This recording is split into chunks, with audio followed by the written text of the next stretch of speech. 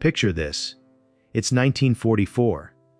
You are sitting on a gas tank. I don't mean metaphorically. I mean literally. The driver's seat of the standard-issue American Willys MB Jeep is bolted directly on top of a 15-gallon reservoir of highly flammable 80-octane fuel.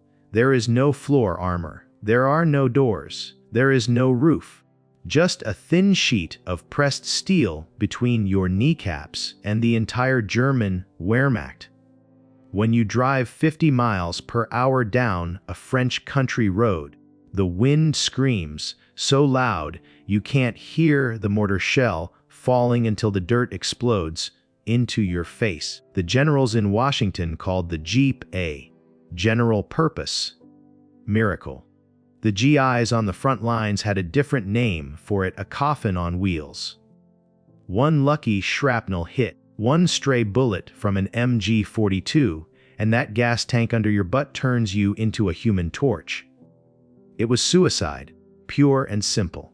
But one guy, a grease-stained, cigarette-smoking, rule-breaking welder in the motor pool, looked at that death trap and said, "To hell with the manual."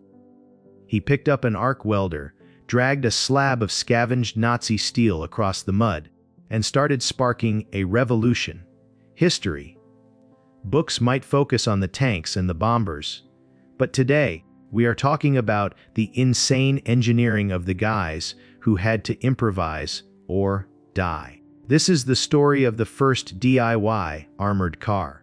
To understand why this welder was crazy enough to bolt heavy steel to a light reconnaissance vehicle, you have to understand the sheer, terrifying vulnerability of 1944. By the time the Allies broke out of the Normandy hedgerows, the war had changed. It wasn't just big static lines anymore. It was mobile, fast, chaotic. American forces were racing across France, trying to keep up with the retreating Germans. And leading the charge wasn't the heavy tanks, it was the Jeeps. The scouts, the recon boys. These guys were the eyes and ears of the army. Their job was to drive until they got shot at, then turn around and tell the tanks where the bad guys were. Think about that job description for a second. Drive until you get shot at. In a vehicle that offers less protection than a soup can, the Willys MB was a masterpiece of mechanical engineering, sure. It was light, durable, and could climb a tree if you had enough traction. But it was soft-skinned. That's the military term for naked. If a German soldier with a Mauser rifle popped up from a ditch 300 yards away, his bullet wouldn't just puncture the Jeep's bodywork. It would pass through the fender, through the dashboard, through the driver, and probably exit out the back tire. There was zero margin for error. You didn't rely on armor. You relied on speed and prayers. But the terrain in Europe didn't always allow for speed. The roads were mined. The intersections were zeroed in by artillery. Convoys were getting chewed up by ambushes. Recon units were taking massive casualties because their speed was useless when they were bottlenecked in a narrow village street. The drivers started getting desperate. You'd see GIs piling sandbags on the floorboards to stop shrapnel from blowing their legs off. They'd weld spare tire rims to the doors. They were terrified. The psychological toll of driving a soft-skinned vehicle into enemy territory day after day was breaking men. They felt naked. They felt like targets. And the brass back at HQ, they said, "Don't add weight. It ruins the suspension." That disconnect between the generals who wanted to preserve the vehicle's lifespan and the privates who wanted to preserve their own lifespans created a massive friction point. The manuals were clear, unauthorized modifications were prohibited. The Jeep's 60 horsepower, go devil, engine was already straining under the weight of ammo crates, radios, and 3 grown men. Adding armor was technically impossible. It would snap the axles. It would burn out the clutch. It would make the Jeep top heavy and prone to flipping. According to the laws of physics and the Army regulations, an armored Jeep was a stupid idea. But in war, stupid is just another word for necessary. The atmosphere in the motor pools was tense. You have to imagine the smell of these places. Burned rubber, stale coffee, wet canvas, and the metallic tang of high-octane gasoline. It's loud. Engines revving, hammers clanging, sergeants yelling. And in the middle of this chaos, the mechanics are seeing the aftermath. They're the ones hosing the blood out of the passenger seats. They're the ones patching up the bullet holes in the windshields. They knew better than anyone that the status quo was getting people killed. They were the ones holding the torches. And eventually, one of them decided that a broken axle was better than a dead friend. Our story really kicks into gear in the scriptyards of the European theater. War produces an insane amount of garbage. By late 1944, the roadsides of France and Belgium were littered with the carcasses of war machines. Burning Panther tanks, overturned trucks, crashed gliders. To a civilian, it's a wasteland. To a desperate army mechanic, it's a hardware store. The shortage of official armor plate was severe. The steel mills back in Pittsburgh were churning out metal 24/7, but it was all going to build Sherman tanks and Liberty ships. There was no spare armor plate being shipped to the front for recon Jeeps. So, the welders had to get creative. They became scavengers. They started looking at the destroyed German equipment with a hungry eye. German steel was notorious.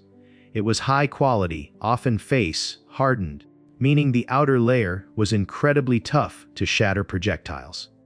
But cutting it was a nightmare. You didn't have plasma cutters or CNC machines. You had acetylene torches and hacksaws. Imagine trying to cut a shape out of a dead German half-track while under the threat of artillery fire. You're kneeling in the mud, sparks flying into your face, wrestling with a piece of metal that weighs 200 pounds, trying to carve out a door panel. This is where the insane part of the title comes in. The ingenuity required to fit a square plate onto a curved Jeep body without any blueprints is staggering. These guys weren't engineers with degrees from MIT. They were farm kids who fixed tractors in Kansas or worked on assembly lines in Detroit. They understood metal intuitively. They knew that if you just bolted a flat plate to the side, it would vibrate until the bolts sheared off. They had to fabricate brackets. They had to reinforce the frame rails. They had to become inventors on the fly, usually working at night to avoid German spotter planes. One specific technique they used involved spaced armor. It's a concept used on modern tanks today, but these guys were doing it with intuition. They wouldn't just bolt the steel flush against the Jeep's skin. They'd leave a gap, maybe stuff it with sandbags or wood. The idea was that a bullet would hit the hard steel, deform, tumble through the gap, and lose its energy before it hit the driver. It was primitive, crude, and heavy as hell, but it made the difference between a bruise and a funeral. And the sound. Can you imagine the sound? A Jeep rattling down a cobblestone road with 500 pounds of scrap metal bolted to. It sounded like a toolbox falling down a flight of stairs. Stealth was out the window. This was about survival. The sourcing of the steel became a dark comedy. Units would fight over wreckage. "Hey, that's our Panzer IV! We saw it first!" You'd have recon teams towing pieces of German armor back to base like trophies, just so the motor pool sergeant could cut it up. They used boiler plates from destroyed French factories. They used steel from railway cars. In the Pacific Theater, they even used teak wood because it was so dense it could slow down shrapnel. But in Europe, it was all about the steel. Cold, hard, scavenged steel. The welding arcs burned blue in the night, a weird light show in the middle of a blackout zone. But the real magic wasn't just slapping metal on the sides. It was the gun shield. The gunner in the back of a Jeep manning the 50 cal or the 30 cal machine gun was the most exposed man in the unit. He was standing up, literally a head and shoulders above cover. The welders started fashioning curved shields, cannibalizing the armor from German artillery pieces. They created mini turrets. Suddenly, the Jeep wasn't just a transport, it was a fighting vehicle. It was a porcupine made of American horsepower and German steel. Now, let's talk about the nightmare of physics. The Willys MB was designed to carry a payload of 800 pounds. That includes passengers, fuel, and gear. A 1/4-inch steel plate, just big enough to cover a door, weighs about 40 pounds. Cover the whole front, the sides, the rear, add a gun shield, and maybe some floor protection against mines. You are easily adding 600 to 1,000 pounds of dead weight. You are doubling the payload. The suspension of a standard Jeep consists of leaf springs. When you overload leaf springs, they flatten out. The ride becomes bone-shattering. Every bump in the road transfers shock directly into the chassis. The welders knew this. They saw the Jeeps coming back with cracked frames. So, they had to upgrade the vehicle itself. They would double up the leaf springs, stealing them from wrecked trailers. They would reinforce the shock mounts. They were essentially redesigning the car in the field without a budget. The engine, that brave little Devil 4-cylinder, had to work twice as hard. It overheated constantly. The clutch would slip.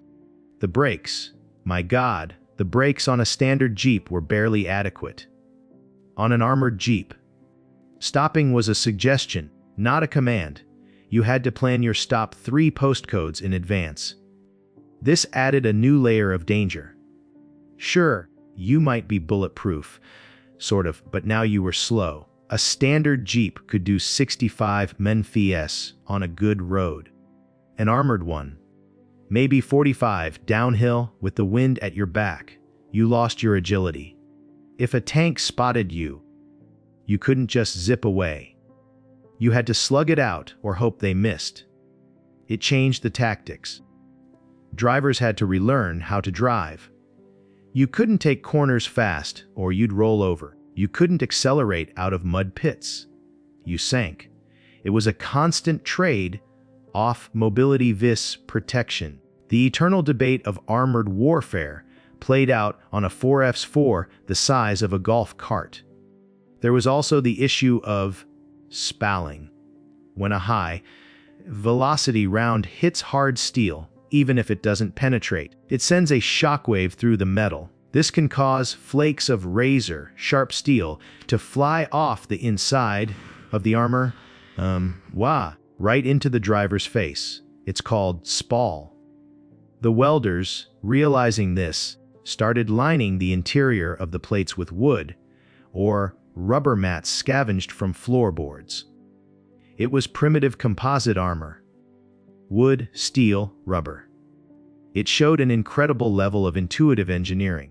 They were solving problems that major defense contractors, some spend millions researching today, and they were doing it with scrap and intuition. And let's not forget the tires. The extra weight crushed the tires. Blowouts were common.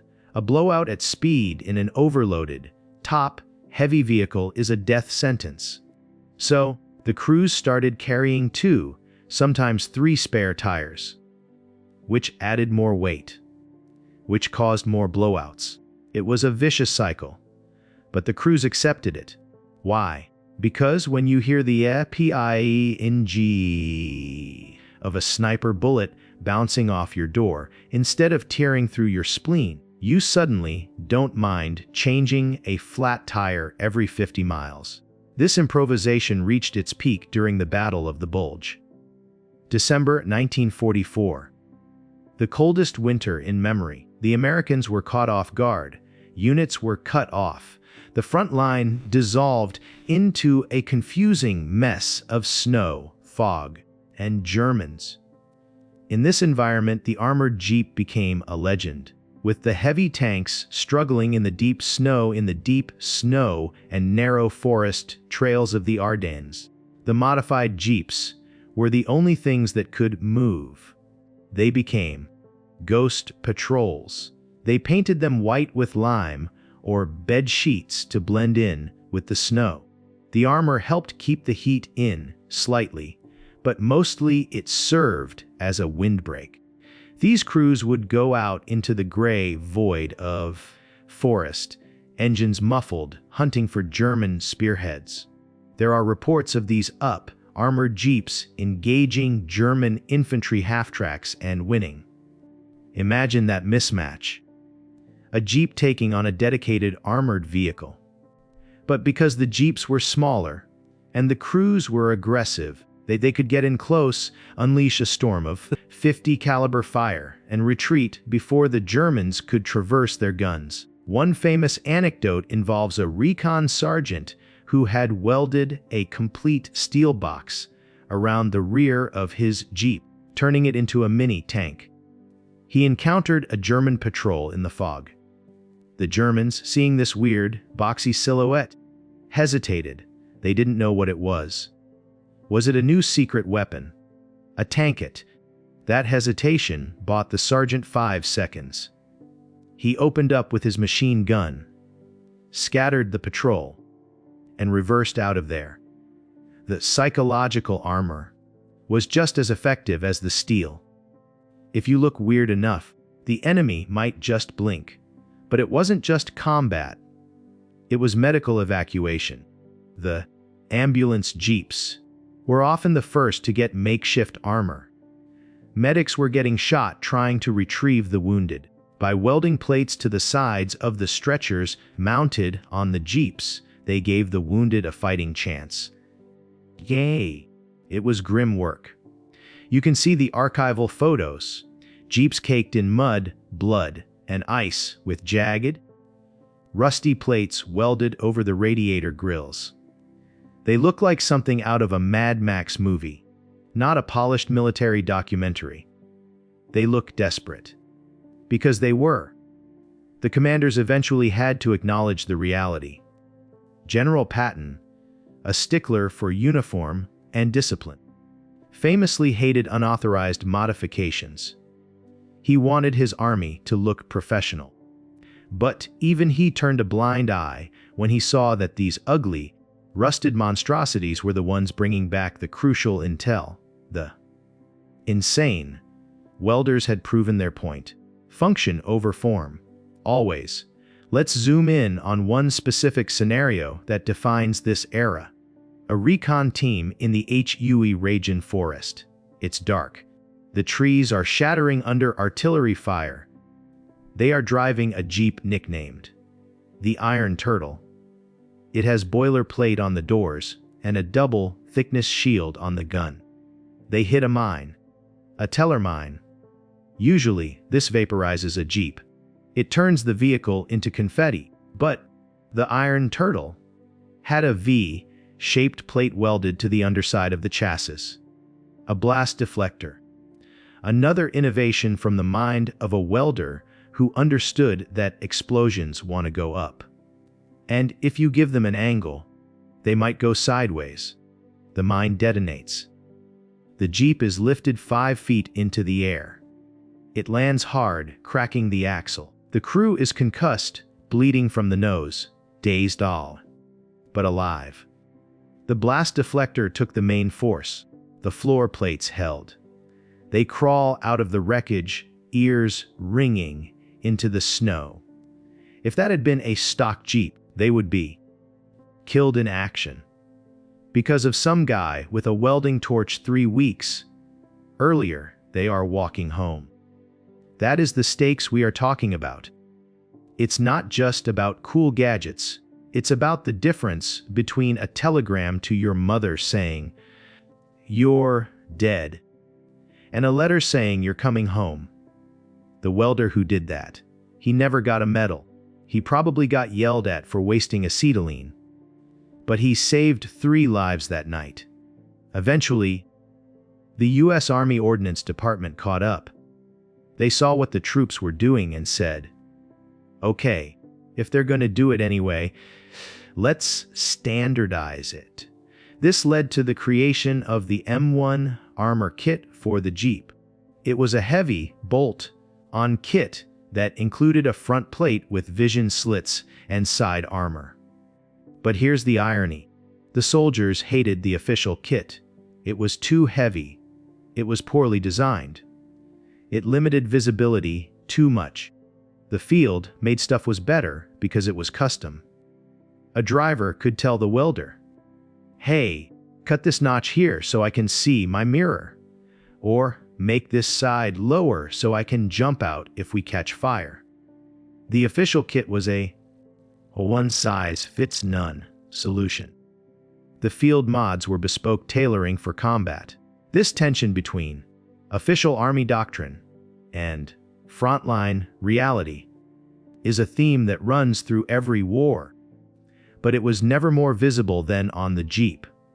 You had the pristine, factory, fresh Jeeps arriving at the docks, and within a week, they were being hacked apart and rebuilt by the men who actually had to use them. It was a democratization of military engineering. There were even experiments with bazookas. You mentioned the insane welder. How about the guys who welded clusters of bazookas to the roll bars? They created mobile tank destroyers. They would drive up to a hedgerow, fire a volley of 4 rockets at a Panther tank, and run away. It was hit and run warfare at its finest. The Jeep wasn't just a car anymore. It was a weapons platform. It was the grandfather of the technicals we see in modern conflicts today. So, did this welder create the first armored car? Technically, no. Armored cars existed in World War I, but he did something more important. He created the concept of the AGEV tactical utility vehicle. He proved that you don't need a heavy tank to have armor. He bridged the gap between the soft skin transport and the armored fighting vehicle. Look at the Humvee in Iraq and Afghanistan. What happened there? Soldiers started bolting scrap metal to their doors because the factory armor wasn't enough. It's the exact same story. 70 years later, hillbilly armor, they called it in 2004. In 1944, they just called it staying alive. The lineage is direct. The armored Humvee. The MRA piece, mine, resistant, ambush-protected vehicle. All of these trace their DNA back to those muddy workshops in France, where a guy with a cigarette dangling from his lip looked at a piece of German scrap metal and thought, "I can use that." It's a testament to human adaptability. When the tool you are given isn't good enough, you make it better. You don't wait for permission. You don't wait for the upgrade package from Washington. You fire up the torch and you do it yourself. War is often portrayed as a chess match between generals. Maps, arrows, logistics. But when you zoom in, down to the mud, down to the individual soldier, you see that war is actually a series of desperate improvisations. It's about solving problems under the most extreme pressure imaginable. The story of the armored Jeep isn't about the vehicle itself. It's about the spirit of the people in it. We often call the WWI generation the greatest generation. Maybe it's because they didn't just fight, they built. They fixed. They adapted. The welder who bolted those plates didn't do it for glory. He didn't do it to get into a history book or a YouTube documentary. He did it because his buddies were scared and he had a skill that could help. That's the most human kind of heroism there is. So, the next time you see a picture of a sleek, modern armored vehicle, remember the Iron Turtle. Remember the Frankenstein Jeeps of 1944, rattling and smoking their way across Europe, held together by bad welds and good intentions. They were ugly.